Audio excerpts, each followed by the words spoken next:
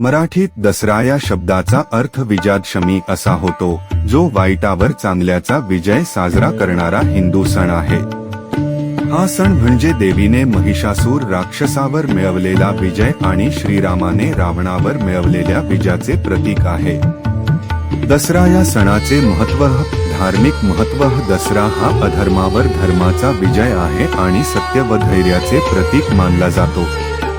अश्विन शुद्ध दशमीय हा सण हिंदू दिनदर्शिकेनुसार अश्विन महिन्याच्या 10व्या दिवशी साजरा केला जातो।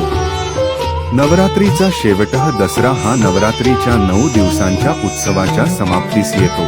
समारंभाच्या पद्धतीने या दिवशी महाराष्ट्रात आपट्याची पाने एकमेकांना सोनं म्हणून देऊन शुभेच्छा दिल्या जातात। दसरा या नावाचा अर्थ, दसरा हा विजयादशमी या नावावरून आला आहे, ज्याचा अर्थ 10वी दशमी विजय असा होतो।